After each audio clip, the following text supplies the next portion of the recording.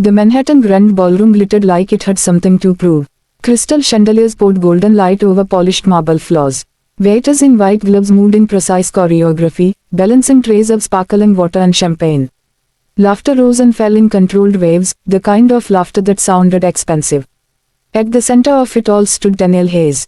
Tailored tuxedo, silver cufflinks, expression carved from discipline, CEO of Virexon Technologies.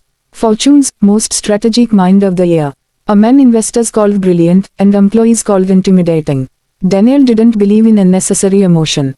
Emotion complicated decisions, and complicated decisions cost money. He believed in systems, efficient systems, predictable systems, controllable systems. The annual company gala was one of those systems.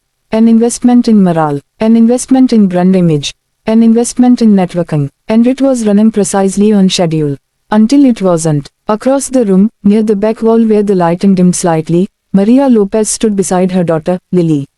Maria worked in junior analytics, sharp, dedicated, invisible in the way hardworking people often are inside large corporations. When HR announced that the first hour of the gala would allow family members, Maria hesitated. She couldn't afford a sitter. She had almost declined, but Lily had been excited. "I want to see where you work, Mama." So here they were. At first, Lily was quiet but curious. She studied the chandeliers, counted the ceiling panels, watched the servers move in straight lines. Patterns comforted her. Predictability soothed her. Noise did not. The DJ transitioned from soft instrumental jazz to a modern electronic mix. The bass slid into the room like an uninvited guest. Lily stiffened. Maria noticed immediately. She always noticed. "It's okay," she whispered.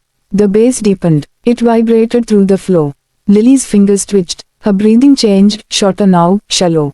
A photographer, as flash burst near the stage. Lily flinched. Another beat dropped. Louder. And then she pressed her hands over her ears. Hard. Maria's heart sank. She crouched quickly. "We can go outside. Just hold my hand, okay?"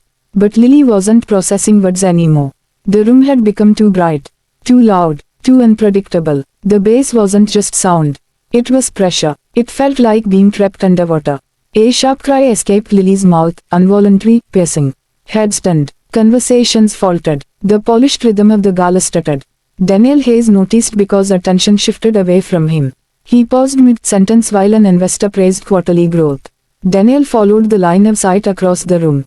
He saw a child, small, overdressed for comfort, hands clamped over her ears, face crumpled in distress. He didn't understand the behavior, but he understood disruption. He watched for 5 seconds. 5 seconds was all he needed to assess. Mother attempting exit, child unable to move, stimulus ongoing, room uncomfortable, problem. He stepped away from the investor without apology. The investor blinked. Daniel, no response. Daniel moved through the crowd with quiet authority. People instinctively parted for him. Maria looked up as his shadow fell across them. Her face flushed. "Sir, I'm so sorry. We're leaving." Daniel didn't answer her. He watched Lily. He noticed details most people ignored, the tight jaw, the rapid blinking, the way her shoulders jerked at every bass vibration. He felt the floor tremble faintly under his shoes. He turned his head toward the DJ booth. Then he made a decision. Not emotional, operational. He walked toward the stage. The DJ saw him approaching and straightened. "Mr. Hayes, everything good?" Daniel stepped onto the small riser. "The volume," he said evenly. "Lower it." The DJ hesitated. "Sir, we just hit the energy segment." Daniel's eyes sharpened. "Lower it." There was no anger in his voice. Just finality. The DJ slid the controls down. The bass softened. The room shifted. The music didn't stop, it adjusted. Conversations resumed at a natural tone instead of shouting over sound. Daniel stepped off the stage. A murmur moved through the crowd. "He never interferes. What's going on?" Daniel returned to Maria and Lily. The difference was subtle but visible. Lily's breathing had slowed slightly. Her hands were still over her ears, but not pressing as fiercely. Daniel crouched, an action so rare that several executives across the room stared openly. He didn't speak to Lily. He simply reduced his physical presence, lowered himself to her level, made himself less imposing. He observed again, still overstimulated, music quieter, but lights still bright, crowd still dense. Incomplete solution. Daniel stood and pulled out his phone. He typed a short message. Within moments, the hotel operations manager hurried toward him. "Yes, Mr. Hayes, Is there a conference room available adjacent to this hall? Yes, sir. Quiet. Lights dimmed. Immediately, the manager nodded and rushed off. Maria looked stunned. Sir, you don't have to. Daniel finally looked at her. It's inefficient to create an environment where employees' families cannot remain, he said matter-of-factly. It sounded clinical, but he remained standing there, waiting. The side door opened. Soft hallway lighting spilled in. The manager gestured discreetly. Daniel extended his hand, not toward Lily, but toward the direction of the hallway, creating a clear visual path. Maria gently guided her daughter. Step by step, Lily hesitated at the threshold. Daniel did something no one expected. He walked ahead slightly and held the door open, blocking some of the ballroom light and sound with his own body. The hallway was quieter, the bass now distant. Lily's hand slowly slid from her ears. Her breathing lengthened. Inside the small conference room, lights had been dimmed to a soft amber glow. The hum of the ballroom was barely audible. Maria knelt beside her daughter. It's okay, we're safe. Lily looked around. Then, unexpectedly, her eyes landed on Daniel. He stood near the door, unsure whether to stay or leave. Their eyes met. There was no smile from him. No exaggerated sympathy. Just a calm, steady nod. An acknowledgement. Lily blinked. Then, slowly, she mirrored the nod. Small, but intentional. Maria felt tears rise. Thank you, sir. I didn't know what to do. Daniel checked his watch, then looked at her again. Next year, he said evenly, we will plan differently. It wasn't a promise spoken softly. It was a decision logged internally. System flaw identified. System improvement pending. He stepped out of the room and closed the door quietly behind him. Back in the ballroom, the music continued at a controlled level.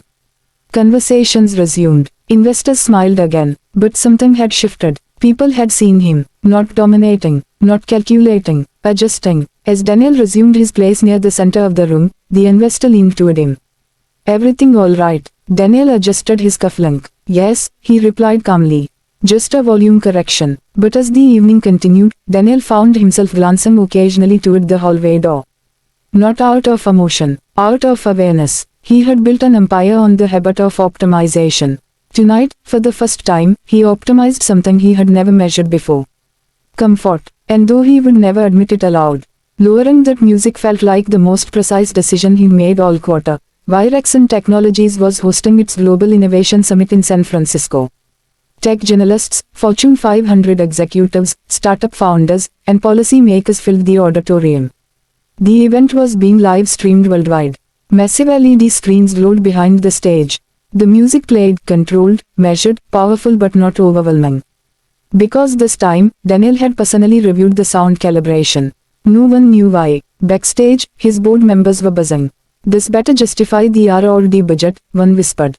Daniel adjusted his tie. 3 months ago, he would have focused solely on market projections. Today, he carried something else in his mind. A little girl pressing her hands against her ears. He walked onto the stage. Applause thundered. Daniel stood still until it faded. He didn't smile easily, but tonight there was a different steadiness in him. We built systems, he began. Systems that power buildings, cities, and infrastructure. A pause. But we forgot something. The audience leaned forward. We forgot that not every brain experiences the world the same way. The giant screen behind him shifted. Instead of charts and profits, it displayed footage of an office space transforming, walls adjusting acoustics, lights softening automatically, conference rooms shifting into quiet mode with a single touch. A new logo appeared, Virexon Adaptive trademark sign. The crowd murmured. Daniel continued. 3 months ago, I noticed a flaw in one of our systems. Not in our code, in our environment. He didn't elaborate. He didn't need to. We designed buildings for productivity. We forgot to design them for humanity. The next slide showed statistics. 1 in 36 children diagnosed with autism. Millions of adults navigating sensory challenges in silence. Workplaces losing talent because the environment overwhelmed potential. Daniel's voice remained calm, but it carried weight. So we fixed it. Lights in the auditorium dimmed slightly, automatically. The sound system adjusted in real time. On the screen, live data showed decibel levels lowering in certain seating zones. This entire summit is running on adaptive sound and light AI, Daniel said. If any section registers sensory distress patterns, heart rate spikes from wearable integrations, sound threshold breaches, lighting sensitivity triggers, the environment adjusts instantly. A collective gasp. This wasn't charity. This was innovation. He gestured toward the audience. We are launching this globally. Offices, schools, hospitals, public venues. The screen shifted again. Contracts signed. Partnerships secured. Governments in discussion. Applause started, but Daniel raised a hand. One more thing. The side stage lit up. Maria Lopez walked out, holding Lily's hand. The audience quieted immediately. Lily wore small noise-reducing headphones around her neck, not over her ears. She wasn't covering them anymore. Daniel didn't move toward them dramatically. He simply stood nearby. Maria spoke first, voice trembling but proud. My daughter loves math, she said. She wants to be an engineer. But crowded rooms used to mean we left early. Every time, she looked at Daniel, until someone lowered the music. The auditorium was silent. Lily stepped forward slightly. Daniel knelt beside her again, just like that night. Different stage, same posture. Lily spoke softly into the microphone. It doesn't hurt here. The room broke, not with chaos, with emotion. Applause rose slowly, then powerfully. Some executives wiped their eyes discreetly. Investors who had doubted the project were now calculating something new, impact. Daniel stood again. This is not about kindness, he said firmly. This is about correction. He looked across the audience. If your system excludes people, your system is flawed. The applause became a standing ovation. Within hours, social media exploded. Cold CEO builds the most human tech of the decade. Inclusive design becomes the new standard. The gala moment that sparked a revolution. Stock prices surged the next morning. But Daniel wasn't watching the markets. He was in a newly designed quiet workspace at headquarters. Lily sat at her desk solving a logic puzzle on a tablet. The lighting adjusted softly as clouds passed outside.